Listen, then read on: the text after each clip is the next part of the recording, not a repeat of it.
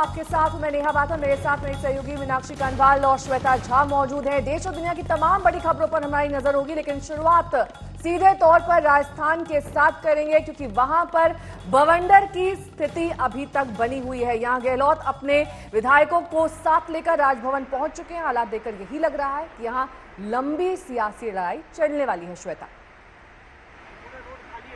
बिल्कुल, आपको बता दें कि पिछले 2 हफ्ते से चल रही सचिन बनाम गहलोत की जंग अब आखिर चरण में चलती हुई नजर आने लगी है। आज हाईकोर्ट से झटका लगने के बाद सीधे गहलोत पहुंचे होटल में अपने विधायकों के पास। राहत की बात सचिन पायलट के लिए जरूर थी, लेकिन अशोक गहलोत के लिए झटका था। यहां पहुंचने के बाद मीडिया के सामने बाकायदा विधायकों की अशोक गहलोत ने परेड कराई और राज्यपाल पर इशारों में ही सही, लेकिन केंद्र के इशारों पर काम करने का एक तरह से आरोप भी मीनाक्षी मढ़ दिया। और देखिए श्वेता, इस वक्त भी सबकी नजरें इस बात पर टिकी हैं कि राजस्थान विधानसभा में क्या होगा। गहलोत समर्थक सभी विधायक पहुंच चुके हैं। गहलोत की मांग यह है कि जल्द से जल्द राज्यपाल विधानसभा का सत्र बुलाए, जहां पर फ्लोर टेस्ट के जरिए वो बहुमत साबित कर सकें और उनकी सरकार बच जाए। लेकिन इसके बावजूद आपको बड़ी खबर हम ये लगातार बता रहे हैं कि देखिए घटनाक्रम वहां तेजी से बदल रहे हैं। विधायकों के साथ राज्यपाल से मिलने पहुंचे थे अशोक गहलोत, 4 बसों में सवार होकर विधायक भी पहुंचे।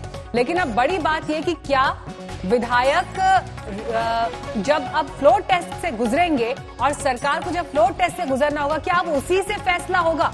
गवर्नर अगर नहीं माने तो धरना, ये बात भी अशोक गहलोत कह चुके हैं। अब ऐसे में बड़ा सवाल लगातार ये उभर कर आ रहा है कि अभी तक की लड़ाई में अशोक गहलोत का पलड़ा भारी दिखाई दे रहा था राजस्थान की सियासत में, लेकिन हाईकोर्ट से आज जो फैसला आया और एक तरह से फौरी राहत सचिन पायलट के लिए, उसके बाद से अशोक गहलोत को लगने लगा है कि अब उनके लिए मुश्किल हो सकती है। लिहाजा वो अपने तमाम तरह के इंतजाम और परिस्थितियों को अपने पक्ष में करने के लिए कोई भी कोर कसर नहीं छोड़ना चाहते हैं। तो जयपुर में राजभवन के भीतर पहुंचे कांग्रेस के एमएलएज।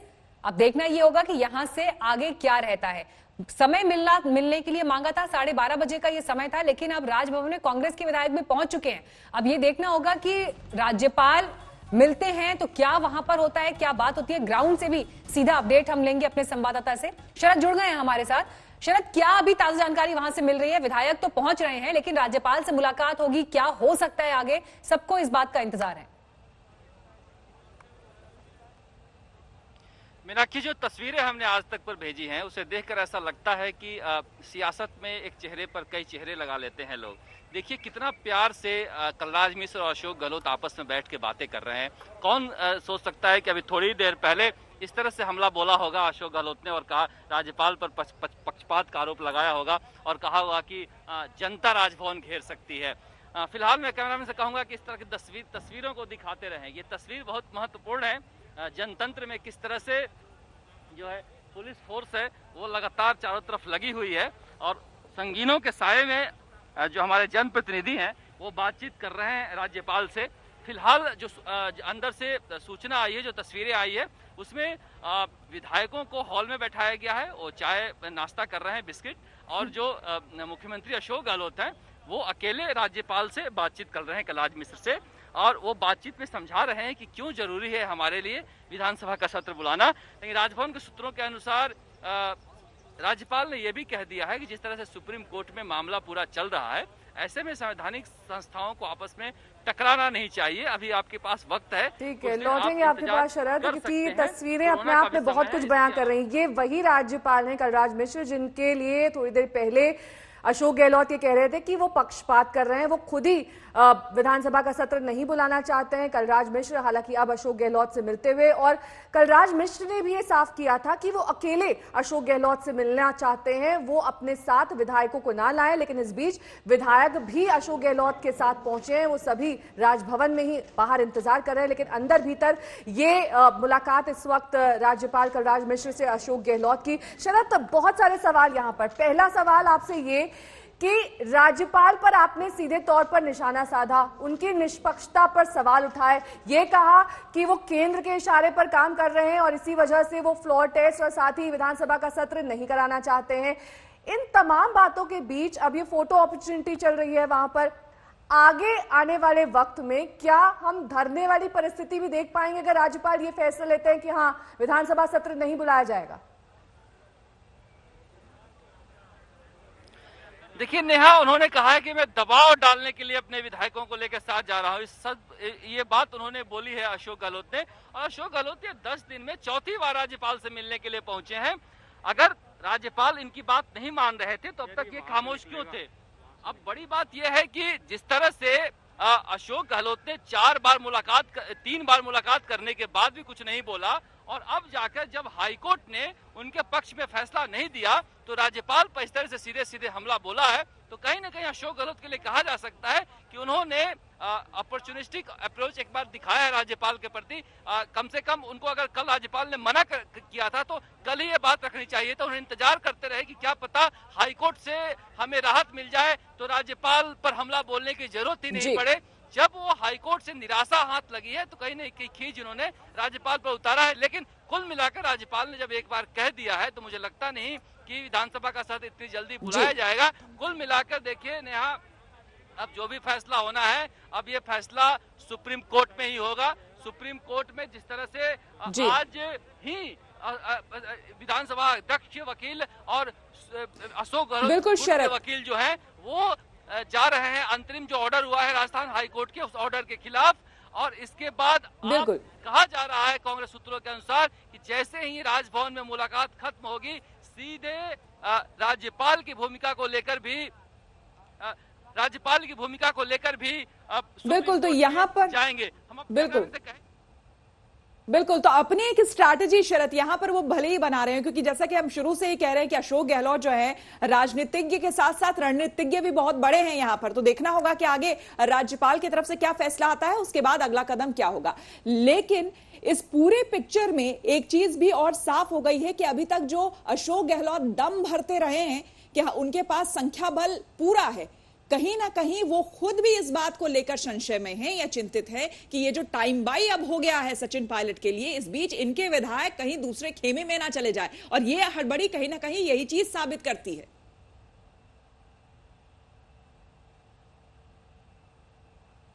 यही एक चिंता है। इनके पास 101 विधायक आ गए हैं। जब पहली बार ये राज्यपाल से मिलने आए थे, जब सचिन पायलट ने बगावत की थी, तब उस वक्त राज्यपाल से इन्होंने कहा, राज्यपाल ने पूछा था कि क्या आपके पास बहुमत है, तब इन्होंने कहा था मुझे 4 दिन का वक्त दीजिए। वो 4 दिन में इन्होंने क्या किया कि भारतीय ट्राइबल पार्टी के 2 विधायक जो लगातार वीडियो जारी कर रहे थे, पुलिस उन्हें जबरदस्ती घर में बंद कर रखा है, उनको होटल में ले गए, तो 2 तो ऐसे बढ़ गए। और इसके अलावा जो मार्क्सवादी कम्युनिस्ट पार्टी के एक विधायक है बलवान पुनिया, उनको तोड़ लिया। तो दूसरे दलों के 3 विधायकों को तोड़ने के बाद इनका इतना मनोबल ऊंचा उठा कि अब ये चाहते हैं कि जल्दी से जल्दी हम बहुमत साबित कर दें। अब कुल मिलाकर इनका ये है कि देखिए, सबसे बड़ी बात है कि उन्होंने अभी तक राज्यपाल से ये नहीं कहा कि हम बहुमत साबित करना चाहते हैं। इन्होंने कहा है कि हम सदन बुलाना चाहते हैं, सदन आहूत करना चाहते हैं, हम फ्लोर पर जाना चाहते हैं। फ्लोर पर बहुमत की बात राज्यपाल से नहीं कही है। अशोक गहलोत राजनीति के चतुर सुजान है और उन्होंने 40 साल तक तपा हुआ अनुभव है राजनीति का, इसलिए ये फूक फूक कर कदम रखते हैं। इसीलिए इन्होंने ये नहीं बोला है कि बहुमत साबित करना चाहते हैं।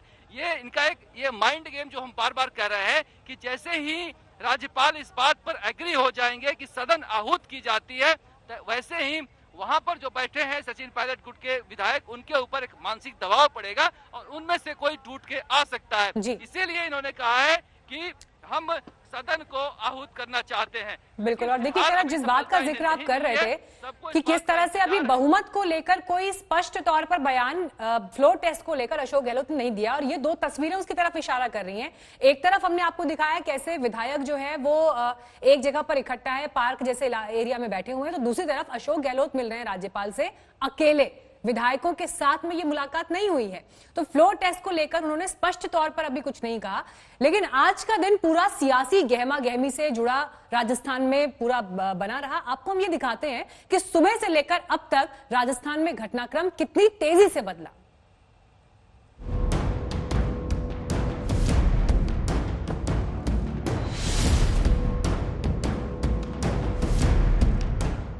हमारे पास स्पष्ट बहुमत है। बहुमत के दावों के बीच राजस्थान में सियासी संकट। हाईकोर्ट से पायलट को राहत, गहलोत को झटका। राजभवन से भी आया रेड सिग्नल। होटल फेयरमाउंट में गहलोत कैंप का चिंतन मनन। राजस्थान की सियासत में जबरदस्त उठापटक चल रही है। खासकर गहलोत कैंप के लिए आज का दिन निराशाजनक साबित हुआ है। राजस्थान में पूरी प्रदेश की जनता हमारे साथ है, विधायकगण हमारे साथ है। जयपुर के फेयरमाउंट होटल में गहलोत की विधायकों संग बैठक हाईकोर्ट के फैसले के बाद की है, जहां अदालत से इन्हें राहत नहीं मिली। पायलट कैंप की याचिका पर हाईकोर्ट में आज सुनवाई हुई। गहलोत को उम्मीद थी कि फैसला उनके पक्ष में आएगा, लेकिन जैसे ही अदालत का फैसला आया, मुख्यमंत्री को पहली निराशाजनक खबर मिली। हाईकोर्ट ने अपने अंतरिम फैसले में सबसे बड़ा फैसला ये किया कि विधानसभा अध्यक्ष के नोटिस पर स्टे लगा दिया। पायलट समेत सभी 19 बागी विधायकों की सदस्यता रद्द करने का फैसला स्पीकर पर छोड़ दिया। पायलट कैंप ने कोर्ट से ये मांग की थी कि सदस्यता रद्द करने की ऐसी किसी भी कोशिश को रोका जाए। कोर्ट ने यह भी कहा कि सुप्रीम कोर्ट में भी इस मामले की सुनवाई चल रही है, वहां पहले सुनवाई खत्म हो जाए फिर सुनवाई करेंगे। अदालत का फैसला आने के कुछ ही देर बाद मुख्यमंत्री गहलोत ने विधायकों के साथ राजभवन मार्च की तैयारी कर ली। उससे पहले उन्होंने बीजेपी पर ताबड़तोड़ गंभीर आरोप लगाए। हमारे कुछ साथी जिनको बंधक बना रखा है हरियाणा के अंदर, वो पूरे बीजेपी के देखरेख में ही बंधक बनाए हुए हैं। सबको मालूम है, इतने दिन हो गए। वो साथी भी हो सकता है कि वहां छूटना चाहते हों, वो हमारे अपने साथी हैं। हो सकता है कि उनको जो बाउंसर लगा रखी है वहां पर, पुलिस लगा रखी है, टेलीफोन सीज कर लिए उन सबके, परेशान है, कोई बीमार भी है वहां पर, उनकी आंखों में आंसू भी आ रहे हैं।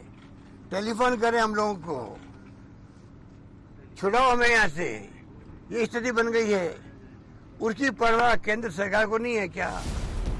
संख्या बल के गुणा भाग में गहलोत की कोशिश है कि सोमवार से विधानसभा का विशेष सत्र बुलाया जाए। इसके लिए वो लगातार राज्यपाल से वक्त मांग रहे हैं, लेकिन राज्यपाल कह रहे हैं कि कोरोना काल में ऐसा करना खतरे से खाली नहीं है। इससे गहलोत का गुस्सा फूटा है। महामहिम राज्यपाल महोदय को हम सब आ रहे हैं अभी एक साथ में राज्यपाल राजभवन के अंदर।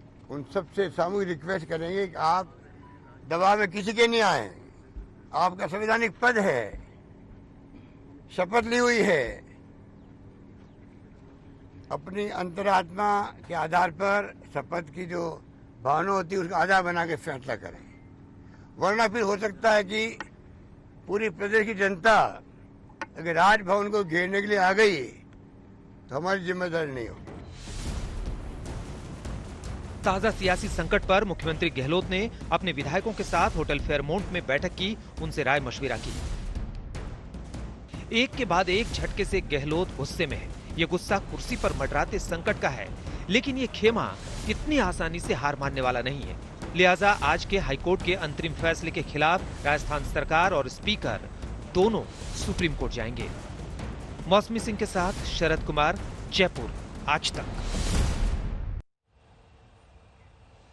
तो आज सुबह से लेकर अब तक का पूरा ये घटनाक्रम आपने देखा, लेकिन इस बीच हमारे पास बड़ी खबर राजभवन से भी है, जहां पर मुख्यमंत्री अशोक गहलोत राज्यपाल से अकेले मिल रहे हैं, लेकिन विधायक धरने पर बैठे हैं। अब बड़ा सवाल ये कि जो राजनीतिक संकट, राजनीतिक अस्थिरता राजस्थान में लगातार चल रही है, आखिर ये सुलझेगी कब? क्योंकि अभी भी 10 दिन से ज्यादा का समय बीत चुका है जब अलग अलग खेमों में सरकार रिजॉर्ट्स में बैठी है। लेकिन आज की तस्वीर देखिए, हाईकोर्ट के फैसले के बाद राजभवन में धरने पर बैठ गए हैं कांग्रेस के विधायक और वहां पर नारेबाजी कर रहे हैं। शरद, ये बताइए, राजभवन में जो तस्वीर इस वक्त है, मुख्यमंत्री अकेले मिल रहे हैं, कांग्रेस के विधायक धरने पर बैठे हैं, ये परिस्थितियां किस दिशा में जा रही हैं?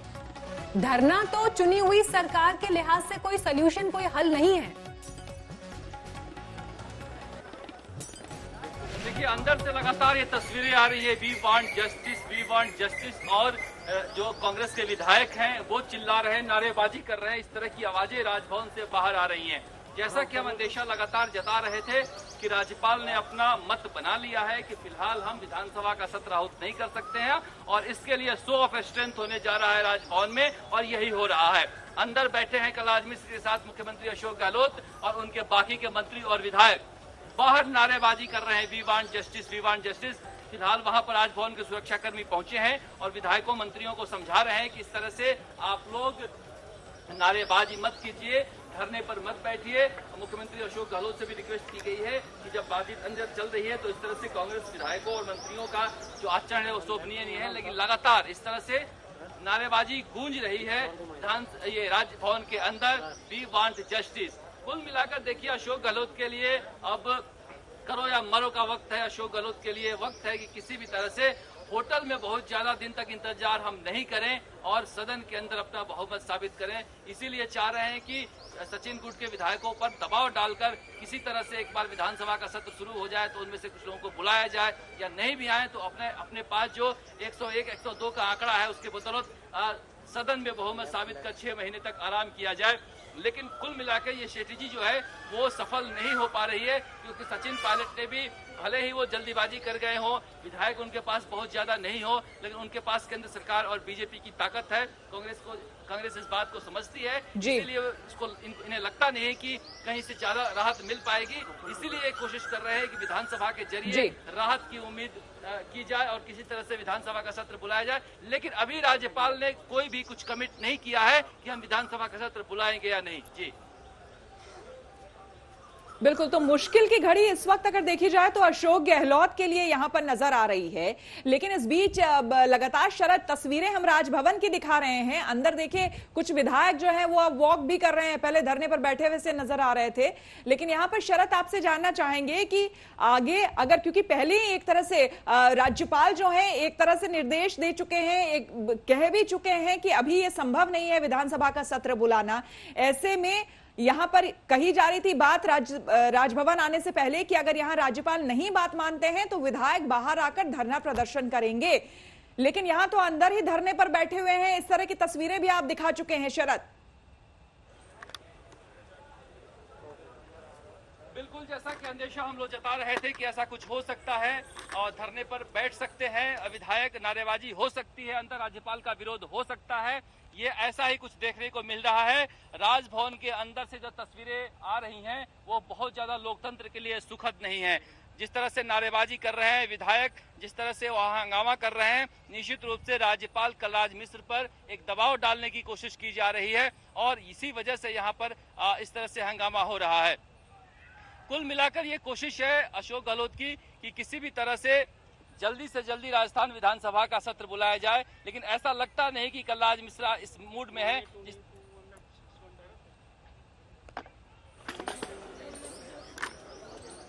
शरद, आप तक आवाज पहुंच रही है? तो तस्वीरें आप देखिए। जी शरद, सवाल आपसे मेरा सीधा सवाल ये है आपसे कि ये जो दबाव की टैक्टिक्स है, ये जो प्रेशर बनाया जा रहा है राजभवन के भीतर इस तरीके से धरना करके, ये प्रेशर कहां तक काम करेगा? क्योंकि राज्यपाल तो पहले ही अपना मन बना चुके होंगे कि सत्र बुलाया जाना है या फिर नहीं। तो अपने आप में एक तरीके से ये फजीहत ही हो रही है ना। आप जनता के नुमाइंदे हैं, आप काम धाम छोड़कर पहले इतने दिन रिजॉर्ट में वक्त व्यतीत कर चुके हैं, अब यहाँ धरने पर बैठ गए हैं।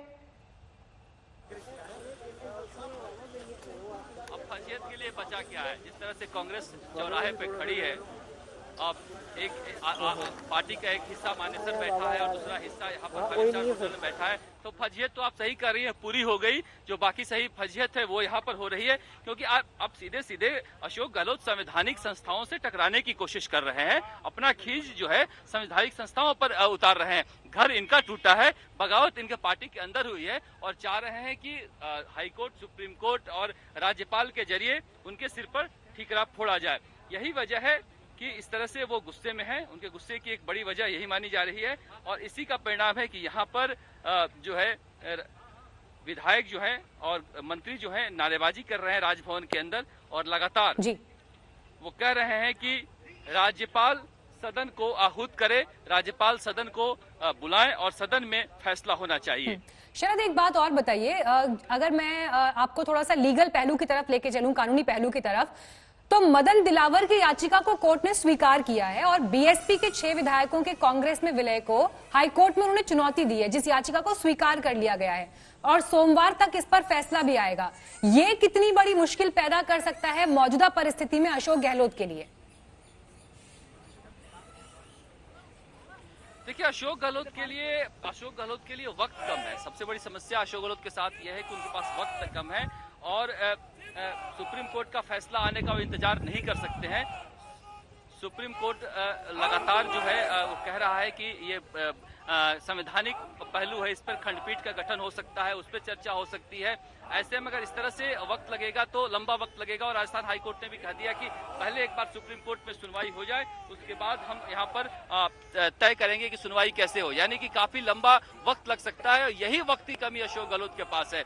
अशोक गहलोत के पास इतना वक्त नहीं है कि अपने विधायकों को लंबे समय तक होटल में बंद करके रख बिल्कुल सके। शरद, आपको यहाँ पर रोकना चाहेंगे हम। तस्वीरें हम दिखा रहे हैं राजभवन की, जहां पर बैठे हुए हैं धरने पर विधायक और देखिए किस तरह से नारेबाजी कर रहे हैं।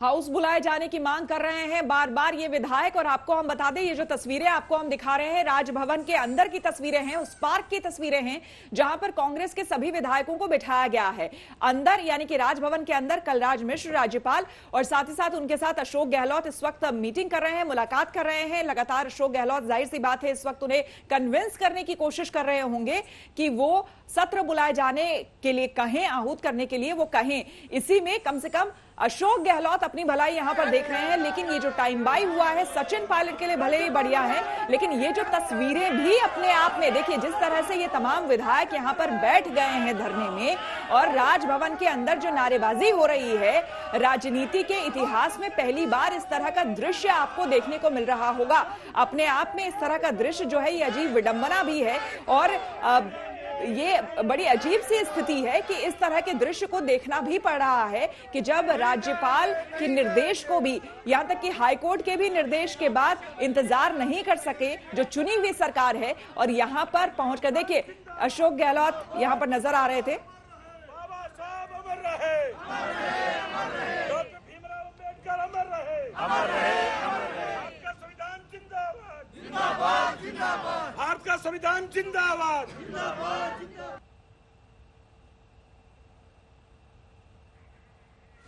मौसमी हमारे संवाददाता सब तमाम जानकारी के साथ जुड़ गई हैं। मौसमी, ये देखिए यहाँ पर विधायकों ने धरना करना शुरू कर दिया है और अपने आप में ये तस्वीरें बयां कर रही हैं कि कैसे अब एक छटपटाहट है गहलोत कैंप में कि वो कहीं ना कहीं सत्र बुलाए जाने की जो मांग कर रहे हैं वो मांग मान ली जाए। हालांकि कलराज मिश्र खुद शायद बाहर आए और उन्होंने सबको शांत करने की यहाँ पर गुजारिश भी की, लेकिन इस बीच बड़ा सवाल ये कि क्या गहलोत कैंप थोड़ा इंतजार नहीं कर सकता था जब तक कोर्ट का फैसला नहीं आता इन तमाम बातों का?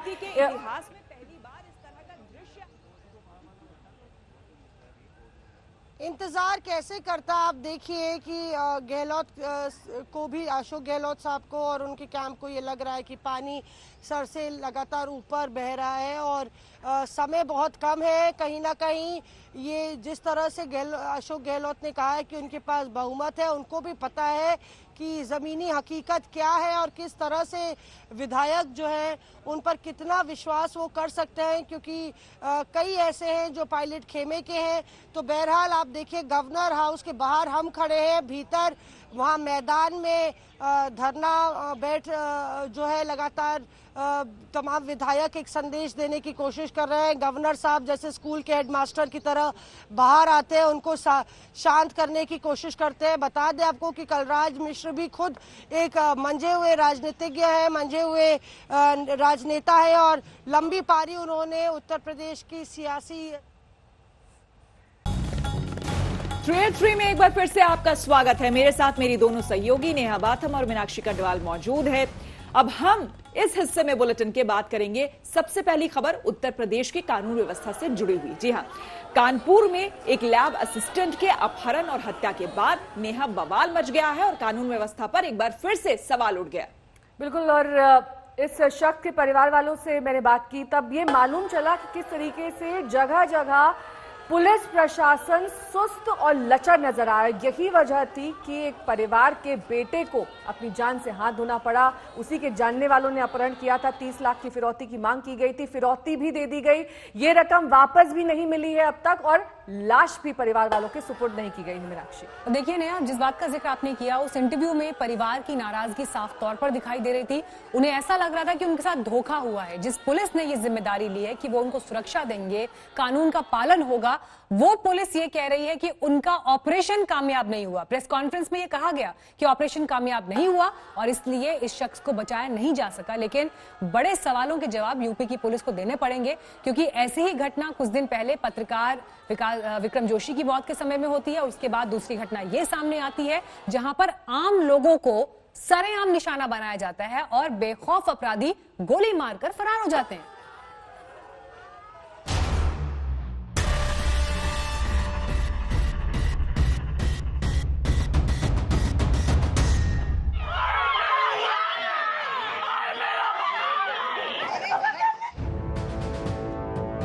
कानपुर में बिकरू हत्याकांड के बीच ही कानपुर के बर्रा से एक खबर आती है, जहां एक लैब टेक्नीशियन का पहले अपहरण होता है। पुलिस के भरोसे पर परिवार गहने जेवर बेचकर 30 लाख की फिरौती जुटाता है। 30 लाख की फिरौती भी दे दी जाती है, लेकिन पुलिस अगवा युवक को बचा नहीं पाती, उसकी हत्या हो जाती है।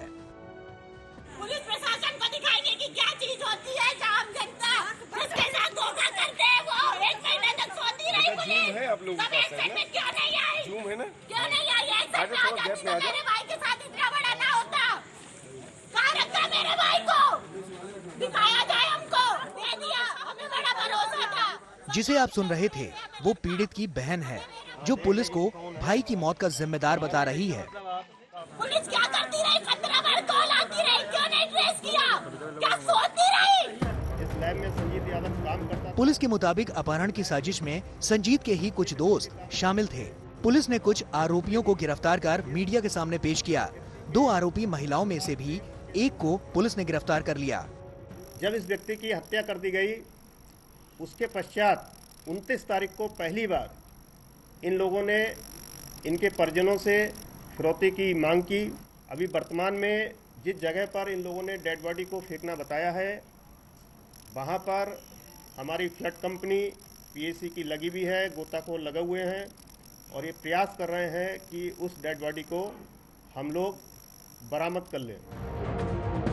पुलिस के मुताबिक 26 जून को अपहृत संजीत ने भागने की कोशिश की थी, तभी अपहरणकर्ताओं ने गला दबाकर हत्या की और 27 जून को संजीत का शव नहर में फेंक दिया। गिरफ्तारी के बाद आरोपियों ने अपना जुर्म कबूल कर लिया। आरोपियों ने बताया कि वो फिरौती मिलने के बाद संजीत को छोड़ने वाले थे, लेकिन संजीत ने भागने की कोशिश की, इसीलिए मार डाला। हाँ, तो मारा क्या? नशे में लेके मारा उसको, नशा करके? नहीं, नशा करके नहीं मारा। जब ये छूट के भाग गया था, गेट के पास तक पहुंच गया, जहाँ रूम रह रहे थे, गेट के पास तक पहुंच गया। तो ये ज्ञानेंद्र वहाँ से लेके आया, कमरे में बंद किया, उसको खाने के लिए सेब दिया। जब उसको खाने के लिए सेब दिया, उसने एक आधा सेब काटा, आधा सेब जमीन में दिया, आधा अपने हाथ में रखा था। फिर इसने हाथ काट लिया, 2 बार करके चाकू में हाथ काट लिया और इन्होंने सर पटक दिया करके। सर पटका तो ये थोड़ा फट गया था। पूरे मामले में पुलिस की लापरवाही एकदम साफ नजर आ रही है, लेकिन मामले की गंभीरता को देखते हुए फिलहाल एसएचओ बर्रा को निलंबित कर दिया गया। मांगी थी कि नहीं? कितनी मांगी? 30 लाख। कानपुर से रंजय सिंह के साथ शिवेंद्र श्रीवास्तव, आज तक। उस परिवार के दर्द को जरा समझिए और ये सोचिए कि कैसे पुलिस प्रशासन की नाकामी और लापरवाही की वजह से उसने 30 लाख रुपए भी खो दिए। पुलिस उस शख्स की जान भी नहीं बचा पाई। कुछ देर पहले मैंने इस परिवार से बात की और उनका दर्द जो सामने छलक कर आया वो सुनिए। और इस वक्त संजीत यादव की बहन और मां हमारे साथ जुड़ गई हैं। सबसे पहले तो हमारी संवेदनाएं आप दोनों के साथ हैं। किस तरीके से आपने फिरौती देने के बावजूद अपना खो दिया, लेकिन ये बताइए यहाँ पर रुचि कि एफआईआर दर्ज कराने पर, शिकायत दर्ज कराने पर और उसके बाद संजीत यादव की मौत की खबर तक पुलिस की क्या भूमिका रही, क्योंकि उस पर लगातार सवाल उठ रहे हैं, उस पर संशय बना हुआ है कि कैसे पुलिस ने कार्रवाई की इस पूरे मामले में। पुलिस शुरुआत से लापरवाही करती रही है। अभी भी मेरे भाई का ना बैग मिला है उनको, ना उनको बैग मिला है, ना मेरे भाई का मोबाइल मिला है, ना डेड बॉडी मिली है। हम कहते मेरा भाई जिस हाल में है, बॉडी है उसकी, हमें बॉडी तो दिखा दो, कम से कम अपने भाई के राखी तो बांध लें, एक लास्ट टाइम अपने भाई की कलाई पे राखी तो बांध लें, जिंदा तो ला ना सके।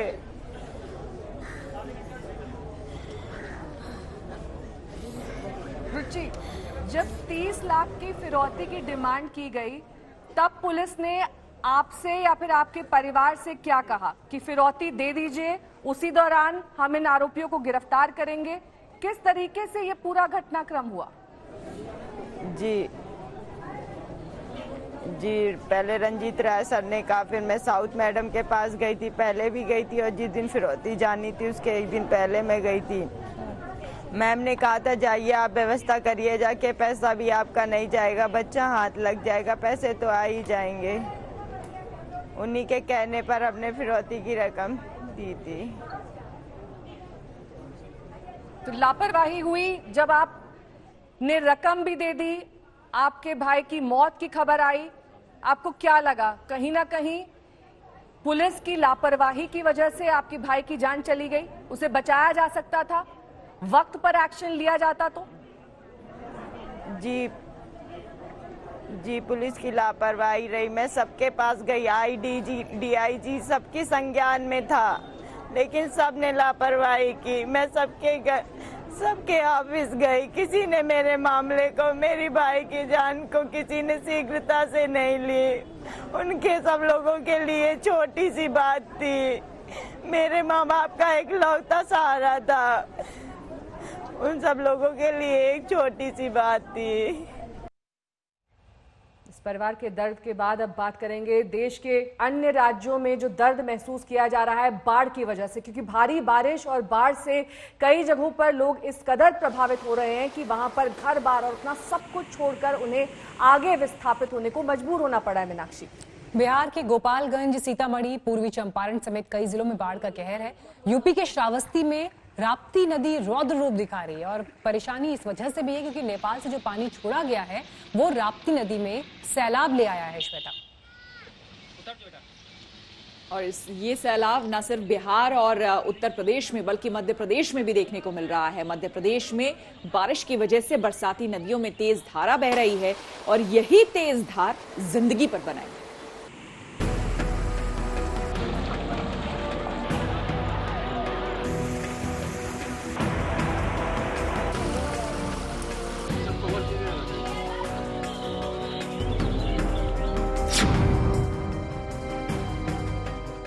गोपालगंज में गंडक नदी का पारा गर्म हुआ तो बहा ले गया तटबंध, तेज धार से सारण बांध टूट गया।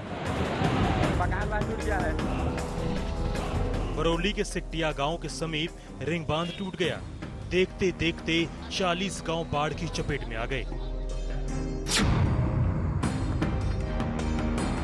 गंडक नदी की ताकत के सामने पूर्वी चंपारण में तटबंध ढेर हो गया। करीब 10 फीट चौड़ाई का हिस्सा पानी बहा ले गई, जिसके बाद तो लोगों में दहशत फैल गई। बिगड़े हालात के बीच चंपारण में एनडीआरएफ ने मोर्चा संभाल लिया है।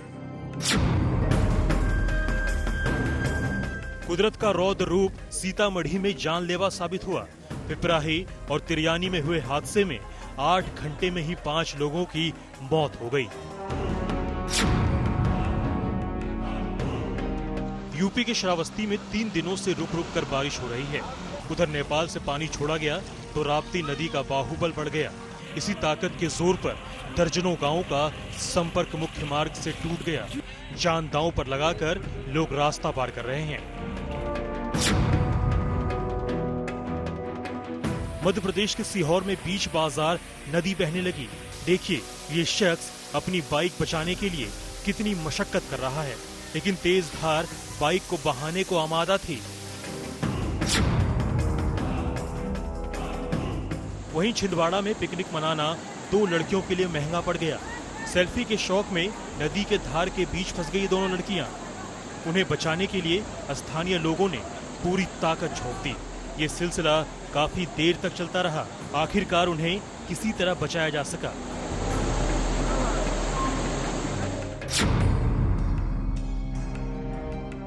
असम के डिब्रूगढ़ का ये नजारा देखिए। मचान डूब गए, घर डूब गए, रास्ते डूब गए, चारों तरफ बाढ़ का पानी। इंसान के साथ साथ जानवरों के लिए भी ये बाढ़ काल बनकर टूटी है।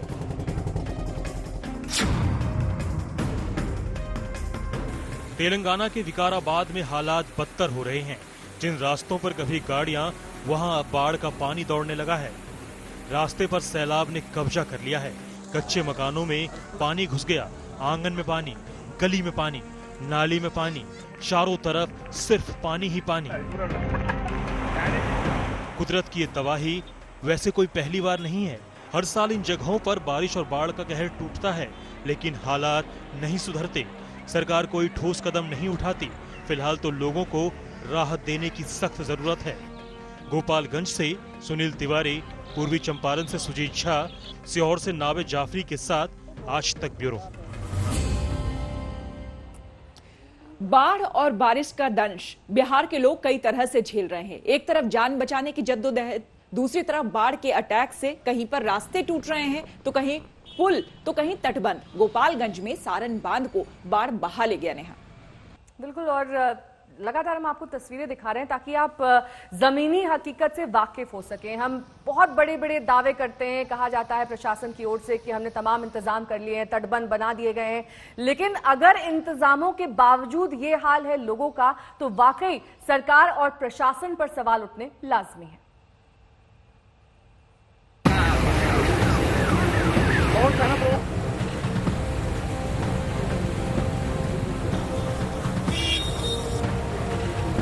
तबाही की जैसी आशंका थी, अब दिखने लगी है। ये देखिए,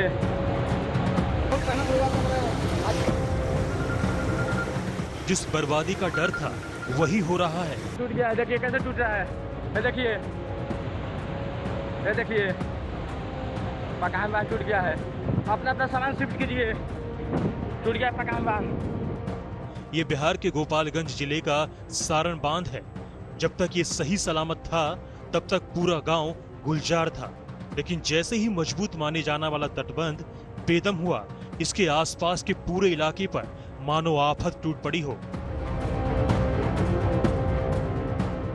कम से कम 10,000 से ऊपर लोगों का प्रभावित हुए हैं देवापुर में, खाली देवापुर, केवल देवापुर में। और ये मार्च से काम लगा है बनने के लिए। 2 टोकरी माटी, 2 टोकरी यहाँ रख दीजिए, 2 टोकरी वहाँ रख दीजिए, कोई देखने वाला नहीं है। सब कमीशन से और घूसखोरी और कमीशन खोरी से ये काम हो रहा है।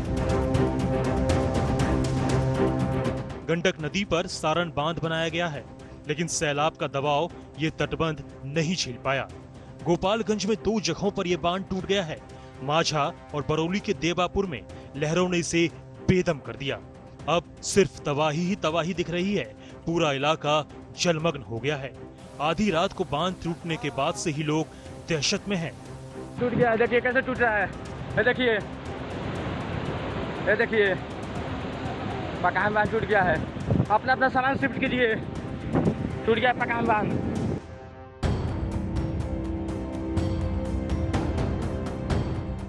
कमर भर पानी भर चुका है और लगातार ये खतरा बढ़ता जा रहा है।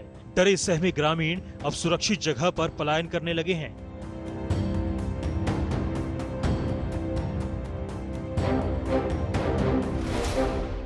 हमने जिला पदाधिकारी से कहा है कि एनडीआरएफ की टीम शीघ्र इस गांव में भेजिए, सभी का रेस्क्यू कराइए। जितने लोग बांधों पर गांव के अंदर इस बुरे तरीके से इस भारी मात्रा में पानी में जो फंसे हैं, उनको निकालकर उनका जान बचाइए।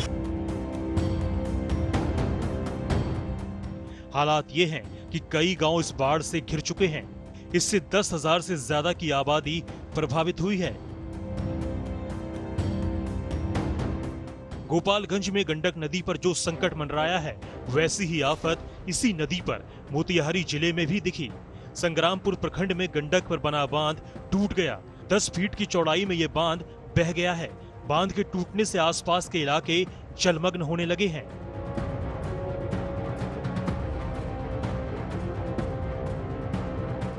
हालात बिगड़ने के बाद संग्रामपुर इलाके में एनडीआरएफ की टीम ने रेस्क्यू ऑपरेशन भी चलाया।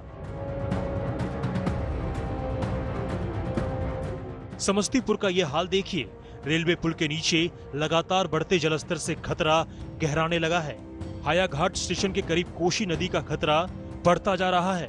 गंभीरता को देखते हुए रेलवे ने समस्तीपुर दरभंगा रेल रूट पर ट्रेनों की आवाजाही बंद करने का फैसला किया है। कई ट्रेनों को डाइवर्ट भी किया जा चुका है।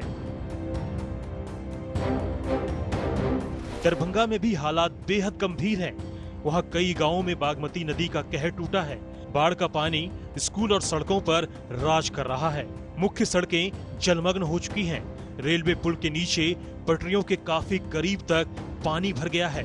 दरभंगा से प्रहलाद कुमार, मोतिहारी से सचिन कुमार पांडे, गोपालगंज से सुनील तिवारी, समस्तीपुर से जहांगीर आलम के साथ आज तक ब्यूरो।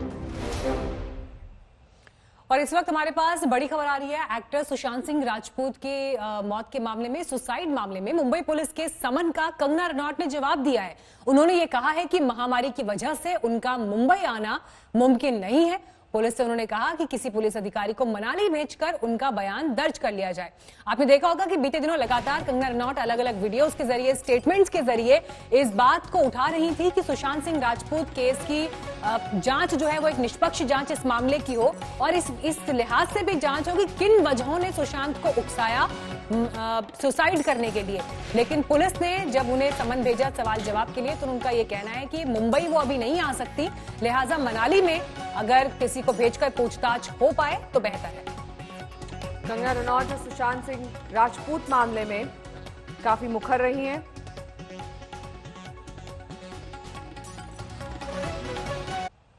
मेरठ में एक डबल मर्डर ने सनसनी फैला दी है। यहां एक तलाकशुदा महिला सोशल मीडिया पर दोस्ती के बाद मृत पाई गई। जिस शख्स के साथ वो रहने लगी थी उसी ने बेरहमी से मां और बेटी का कत्ल कर दिया। हैवानियत की हदें पार करते हुए इस शख्स ने ही घर के बेडरूम में मां बेटी को दफना दिया। एक हसीना थी, एक लव जिहादी था। नतीजा लव, सेक्स और धोखा। मेरठ के भूरबराल में जेसीबी मशीन इस इमारत को नेस्त नाबूद कर रही है, क्योंकि इस इमारत के तहखाने में वो तिलिस्म छिपा है जिससे पर्दा उठेगा तो आप सिहर जाएंगे। घर के इस कोने में एक बहुत बड़ा राज दफन है। पुलिस के कहने पर मजदूर मकान के इस बेडरूम का फर्श तोड़ रहे हैं, ताबड़तोड़ कुदाल चला रहे हैं। घर की खुदाई से निकली हैं 2 लाशें। लाशें ऐसी हालत में हैं जिनसे ना तो इन्हें देख पाना आसान है और ना ही इन्हें पहचान पाना। स्ट्रेचर पर बुरी तरह जख्मी इस शख्स को देखिए। मेरठ पुलिस ने मुठभेड़ के दौरान इसके पैरों में गोली मारकर इसे गिरफ्तार किया है। यह शख्स हाथों से अपना चेहरा ढके हुए है और इस तरह से अपने गुनाहों को छिपाने की कोशिश कर रहा है। आप भी सोच रहे होंगे कि आखिर एक घर के फर्श के नीचे दबी 2 लाशों से इस शख्स का क्या नाता है। तो आइए लव जिहाद की इस दिल दहला देने वाली दास्तान के लिए हम आपको फ्लैशबैक में ले चलते हैं। साल 2013, जगह मोदीनगर, गाजियाबाद। गाजियाबाद की रहने वाली प्रिया मोदीनगर में अपना ब्यूटी पार्लर चलाती थी। वो तलाकशुदा थी और एक बच्ची की मां भी। फेसबुक पर उसकी मुलाकात एक दिन अमित गुर्जर नाम के एक लड़के से हुई। जी हां, नाम याद रखिएगा, अमित गुर्जर। फेसबुक या दोस्ती को मोहब्बत में तब्दील होते देर नहीं लगी। प्रिया अमित गुर्जर की बातों में आ गई। अमित ने उसे शादी का झांसा दिया और उसके साथ मेरठ में रहने लगा। अमित गुर्जर और प्रिया दोनों लिव इन रिलेशन में थे, लेकिन एक दिन गजब हो गया। प्रिया पर अमित गुर्जर की असलियत खुल गई। प्रिया को पता चला कि जिसे वो अमित गुर्जर समझ रही है उसका असली नाम शमशाद है, यानी जिसे वो हिंदू समझती थी वो मुसलमान निकला।